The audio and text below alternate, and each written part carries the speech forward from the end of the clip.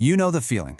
You're watching a massive match. Your favorite player is setting up for what looks like the easiest shot of the day, an absolute sitter, and then they just dump it right into the net. You throw your hands up, you yell at the screen, "Are you kidding me? An unforced error?" But what if I told you that the whole idea of an unforced error might just be one of the biggest lies in sports?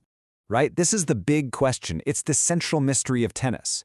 We watch these athletes do things that seem to defy physics, and yet they can miss a shot we swear we could make in our backyard. Well, the answer is so much more interesting than just saying, oops, they made a mistake. So this is the official definition we all kinda know. An unforced error means it's the player's fault. End of story. But hang on, look at that fine print. The analytics site Tennis Abstract calls it a subjective judgment call. That means it's not a hard fact like how fast a serve was, it's just someone's opinion. And that one word, subjective, is where this whole thing starts to completely unravel. So, here's how we're going to break it all down. First, we're going to bust the myth of the stat itself. Then, we'll get into the insane physics of hitting a tennis ball, look at how the human body holds up, and dive into the mental pressure cooker of a pro match. And finally, we'll see how the best players really win by playing the percentages. Okay, let's start right at the source, the stat itself. Before we even get into why a player misses, we have to ask ourselves, how are we even deciding it was a miss in the first place? And wow, this quote from the New York Times just nails it. We see that unforced errors count on the TV screen, and we treat it like it's a hard fact, like the final score. But it's not. It's just one person's interpretation of a super complex moment. I mean, think about it. There's no single rule book for what counts as unforced. The official scoring at the French Open might see it differently than the one at the Australian Open. Plus, the stat totally ignores the buildup of pressure. Was that forehand miss on the 20th shot of the rally really unforced? Or was it caused by the 19 heavy, deep, grueling shots that came right before it? The stat gives zero credit for an opponent's great defense. Okay, so if the stat is basically just an opinion, let's turn to something that is definitely not: physics. This is where you start to see just how impossibly difficult it is to do what these players do. The margins are razor thin. Every single time a player swings, their brain is making this lightning-fast calculation, a trade-off between pure speed and pinpoint accuracy. If you hit it harder, you give your opponent less time, sure, but your window for making the shot shrinks to almost nothing. If you play it safer for accuracy, you give a world-class athlete on the other side all the time in the world to get there and hit a winner. See, there's no such thing as an easy shot, only a constant calculation of risk. Get this, 3 inches. That can be the tiny difference in the angle of your racket face when it hits the ball. A degree or two too closed, and bam, it's in the net. A degree or two too open, and it's sailing out. We're talking about adjustments smaller than a millimeter happening in a split second, all while you're sprinting across a court. It's this whole symphony of physics: the angle of the racket, the speed of the swing, the exact amount of spin you put on the ball to make it dive back into the court. If any single one of those things is off by the tiniest fraction, the shot is a miss.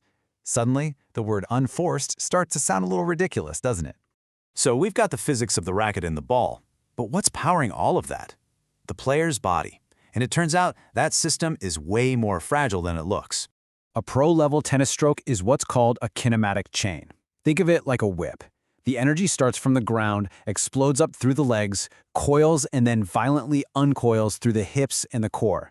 And then it's transferred out through the shoulder and arm, finally unleashing all that power into the ball. It's a beautiful and incredibly complex sequence of events.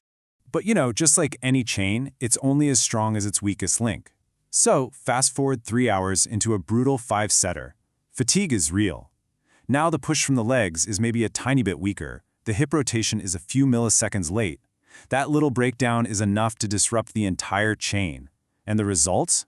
A ball that drifts wide for what we, sitting on our couches, call an unforced error.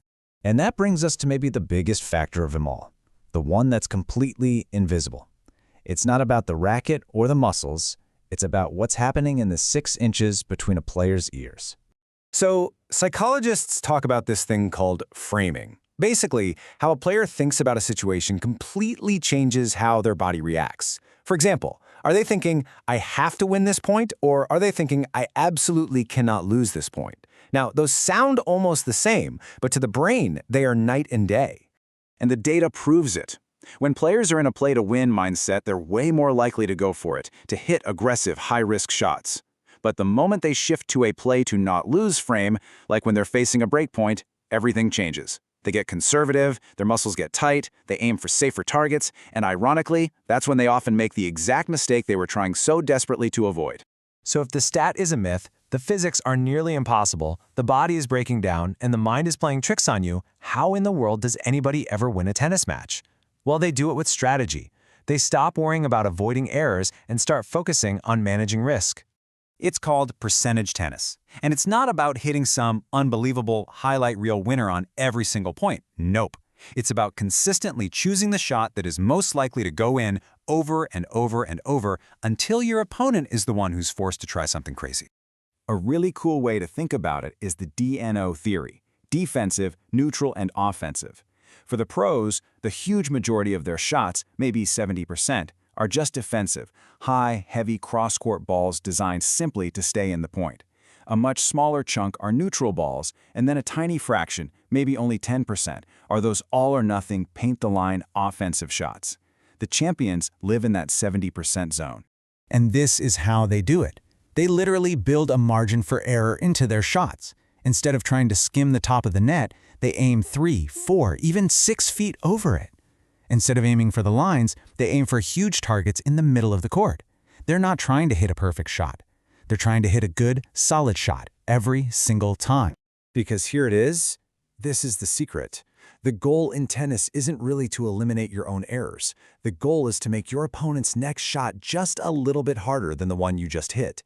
If you can do that consistently, point after point, eventually they'll be the one dealing with the impossible physics, the tired body, and the crushing pressure. They'll be the one who makes the error. So the next time you're watching a match and you see a player miss what looks like a simple forehand, maybe hold back on yelling unforced error. Instead, think about the physics, the fatigue, the pressure, and the strategy that all led to that one moment. And it really leaves you with a final question to chew on.